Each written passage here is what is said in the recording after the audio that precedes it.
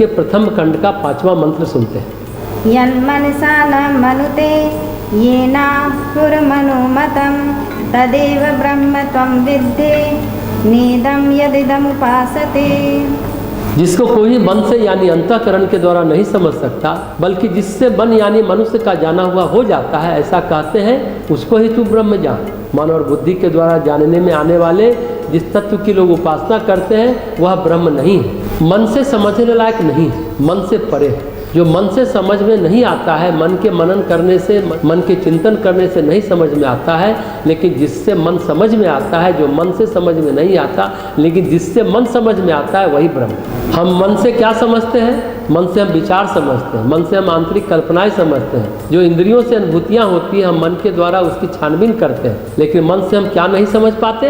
अंतःकरण की गहराई में जाकर जो मन, बुद्धि, चित्त, अहंकार है, उसकी गहरी परतों में जाकर के हम अपने संस्कारों को, अपने कर्मों को, अपने पिछले जीवन के संबंधों को समझ पाते हैं क्या?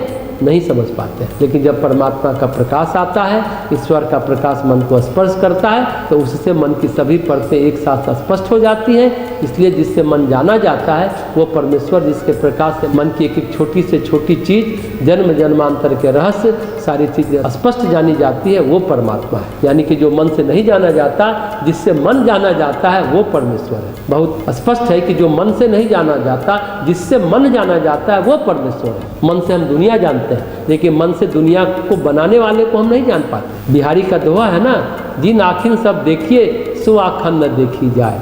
मतलब जिन आँखों से हम दुनिया देखते हैं, लेकिन आँख से आँखों को नहीं देख पाते, वैसे ही मन से हम सब कुछ जानते हैं, लेकिन मन से मन को नहीं जानते। लेकिन जो ईश्वरीय प्रकाश मन के भेद को खोलता है, मन की सारी परतों को उजागर करता है, उससे जानते हैं, उसको तुम परमात्मा जान। ध्यान रखने की बात है, मन और बुद्धि के द्वारा जानने में आने वाले जिस तत्व की लोग उपासना करते हैं, वह परमात्मा नहीं है। मन से या बुद्धि से जो सोच विचार करते हैं, वो परमात्मा नहीं है। कठोपनिषद में भी कहते हैं, ये जिसको वर्ण कर ले उसी को प्राप्त होता है। ये प्रयास से नहीं, प्रार्थना से प्राप्त होता है। बहुत मार्मिक बात है, ये प्रयास से नहीं, प्रार्थना से प्राप्त होता है। क्योंकि जहाँ आपका प्रयास है, जहाँ आपका पुरुषार्थ है, वहाँ आपकी अहंता की सूक्ष्मता है। दोनों हाथ उठाकर जो भगवान से प्रार्थना करता है, हाथ उठाने का मतलब है मन में अवस्थित होकर भगवान की वृत्तियों को अंतर्लीन करके प्रार्थना करता है। उस प्रार्थना के फलस्वरूप परमेश्वर का प्रकाश उतरता है, उससे सब रहस्य पता चलता है। इसका मतलब ये है। गीता पर इसकी व्याख्या कहती है,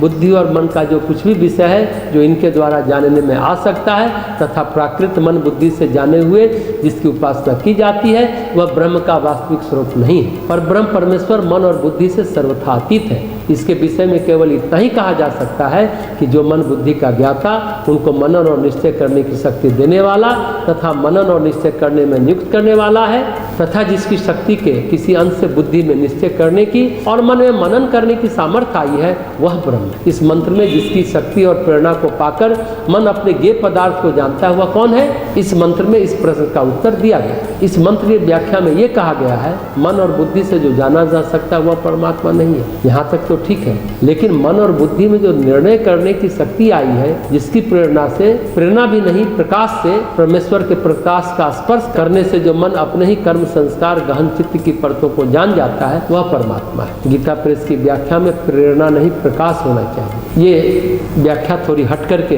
है कि जिससे प्राप्त हो जाए वो उसे ही प्राप्त होता है, लेकिन परमात्मा को और मन और बुद्धि से नहीं जाना जा सकता, प्रेरणा से नहीं प्रकाश से जाना जा सकता।